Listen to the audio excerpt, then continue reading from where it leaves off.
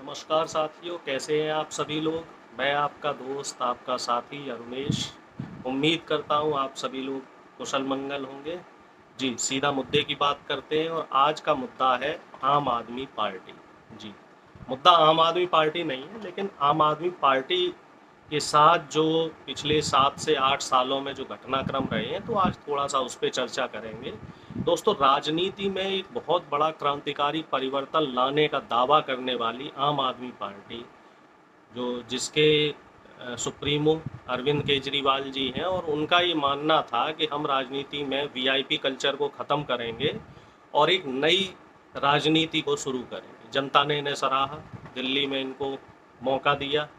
पहले मिली-जुली सरकार आई, फिर उसके बाद इनको दोबारा मौका दिया गया, पूर्ण बहुमत की सरकार बनी और बहुत अच्छे मैंडेट के साथ सरकार बनी।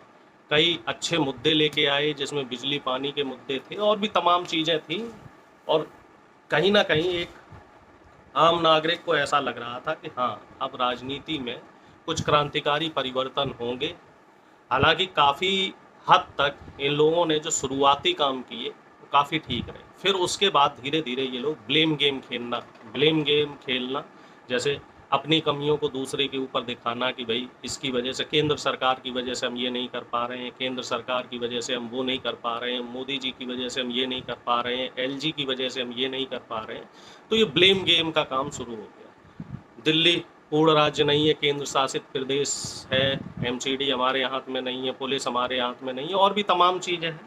तो इन सब चीज़ों को लेके और धीरे धीरे जो इनका आम आदमी वाला जो कल्चर था वो ख़त्म हुआ। Kejriwal ji VIP guest house में रहने लगे, आवास में रहने लगे, जबकि शुरुआती दौर में ये अपने घर से आते थे, जाते थे।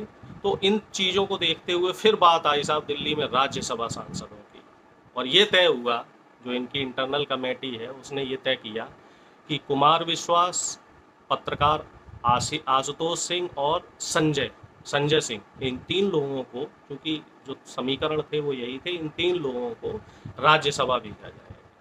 कयास भी यही लगाए जा रहे थे और उम्मीद भी यही थी कि यही 3 लोग जाएंगे। लेकिन फिर बाद में क्या हुआ कि सिर्फ संजय सिंह को भेजा गया, कुमार विश्वास और आशुतोष का पत्ता साफ कर दिया गया और उसकी जगह 2 उद्योगपति, 2 व्यापारी, 2 गुप्ता बंधुओं को राज्यसभा की टिकट दी गई। कहने वाले ये भी कहते हैं कि वो दोनों टिकटें 50-50 करोड़ रुपए में बेची गई पार्टी फंड के लिए। उस पर तमाम तरह के जो कार्यकर्ता हैं उन्होंने सफाई भी दी कि पार्टी फंड और ये और वो, पार्टी चलाने के लिए पैसा चाहिए, उद्योगपतियों से हमें सपोर्ट मिलेगा, तमाम बातें। खैर, फिर और राजनीति घटनाक्रम आगे बढ़ते गए, आरोप प्रत्यारोप लगते रहे और समय बदलता गया। पंजाब के रिजल्ट आए, पंजाब के परिणाम, इस बार पंजाब की जनता ने इनको बहुत प्रचंड बहुमत दिया और इनकी सरकार जो पंजाब में बनी, प्रचंड बहुमत के साथ बनी। और अब पंजाब में भी इनका पैटर्न देखिए, 5 राज्यसभा सांसद चुने जाएंगे और आपको जान के हैरानी होगी कि 5 में से सिर्फ एक राज्यसभा सांसद जो नॉमिनेट किया जा रहा है वो सिर्फ वहाँ पंजाब का मूल निवासी है, क्रिकेटर हैं, चर्चित चेहरे हैं, हरभजन सिंह। इसके अलावा जो और 4 लोग हैं उन पे भी मैं ज़रा चर्चा करना चाहूँगा। एक है राघव चड्ढा, जो इस समय केजरीवाल जी के बड़े खास करीबी रिश्तेदार, दोस्त, सब कुछ बने हुए हैं, उनको राज्यसभा पहुंचाया गया। जबकि इनकी जो पॉलिसी थी कि एक आदमी को एक पद दिया जाएगा। राघव चड्ढा जी अभी फिलहाल विधायक हैं दिल्ली से, तो इनको राज्यसभा पहुंचाया गया है पंजाब में। तो इसके कई मायने हैं। भगवंत मान वहाँ सीएम है, तो कुछ लोग ये भी कह रहे हैं कि निगरानी के लिए राघव चड्ढा को वहाँ से राज्यसभा सांसद बनाया गया है। खैर, और इसमें तीसरा नाम है, प्रोफेसर हैं संदीप पाठक, आईआईटी के प्रोफेसर हैं और ये अरविंद केजरीवाल के काफ़ी करीबी माने जाते हैं, रणनीतिकार हैं। लेकिन इनका पंजाब से कोई सरोकार नहीं है और इनको वहाँ पे भेजा जा रहा है। इसके अलावा जो चौथा नाम है वो लवली प्रोफेशनल यूनिवर्सिटी के फाउंडर मेंबर हैं अशोक मित्तल जी। तो ये भी पंजाब के मूल निवासी नहीं है, व्यापारी हैं। तो अब आप समझ ही रहे होंगे इनको टिकट देने के पीछे क्या वजह है।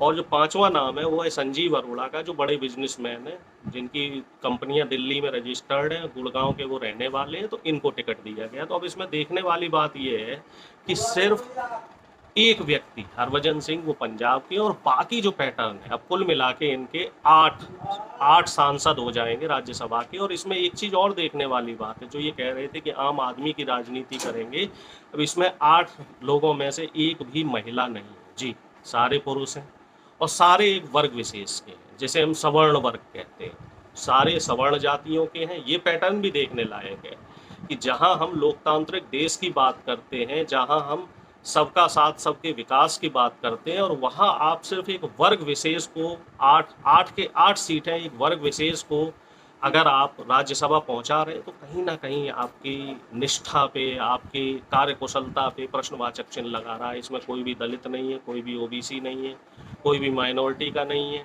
अब कुछ लोग कहेंगे कि हरभजन सिंह जो सिख कम्युनिटी से आते हैं वो माइनॉरिटी के उनको बना दिया है, लेकिन आपको बता दें पंजाब में हरभजन सिंह, वो जो सिख कम्युनिटी है वो पंजाब में बहुसंख्यक में आती है, तो उनको हम माइनॉरिटी में नहीं गिन सकते। तो कुल मिला जुला के आप देख सकते हैं कि 8 की 8 सीटें एक वर्ग विशेष को दी जा रही हैं, और किसका साथ है, किसने आपको वोट दिया और आप किसका विकास कर रहे हैं, क्या आपकी नीतियां हैं, क्या मुद्दे आप लेके आए थे, आप आम आदमी को लेके चलने के लिए आए थे, और एक खास वर्ग के, एक व्यापारी वर्ग के आप होके रह रहे हैं।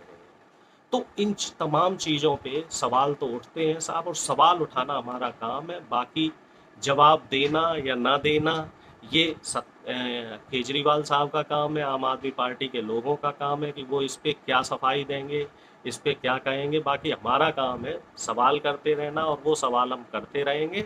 मैं अपनी बातों को यहीं ख़त्म करता हूँ। उम्मीद करता हूँ आप मेरी बात से सहमत होंगे। देखिए साहब, कथनी और करनी में बहुत फ़र्क होता है। कहने को आप कुछ भी कह सकते हैं, जैसे मोदी जी कहने के लिए आए थे कि महंगाई कम कर देंगे, बेरोजगारी कम कर देंगे, 2 करोड़ रोजगार देंगे, 15 लाख अकाउंट में देंगे, डीजल पेट्रोल के दाम कम कर देंगे, तमाम चीज़ें कहीं। और इन मुद्दों को लेके बीजेपी प्रचंड बहुमत के साथ पहली बार सत्ता में आई, दूसरी बार भी सत्ता में आई, और करने के लिए क्या कर रहे हैं वो आप देख ही रहे हैं। फिल्मों का प्रचार कर रहे हैं, फिल्मों में हकीकत ढूंढी जा रही है। खैर वो आज के मुद्दे का विषय नहीं है, आज के मुद्दे का विषय है केजरीवाल जी।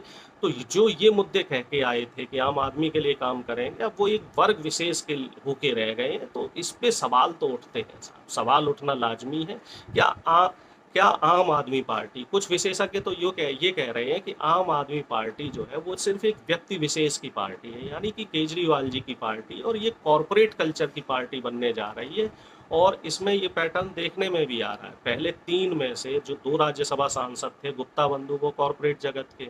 इधर जो 5 टिकट दिए गए हैं, तो इसमें भी 2 से 3 लोग कॉरपोरेट जगत के हैं। तो साफ तौर पे ये देखने में आ रहा है कि आपके हाथी के दांत खाने के और हैं और दिखाने के और हैं। सवाल तो बनते हैं साहब, क्योंकि आपने भी सत्ता पक्ष से बहुत सवाल किए हैं, बहुत धरने दिए हैं, और बहुत बड़े बड़े वादे किए हैं, बहुत बड़े बड़े दावे पेश किए हैं, लेकिन कहीं ना कहीं साहब आप उन पर खरे नहीं उतर रहे। मैं अपनी बातों को यहीं ख़त्म करता हूं। अगर आप मेरी बातों से सहमत हो तो इस वीडियो को लाइक, कमेंट, शेयर ज़रूर करें, चैनल को सब्सक्राइब करें, सपोर्ट करें।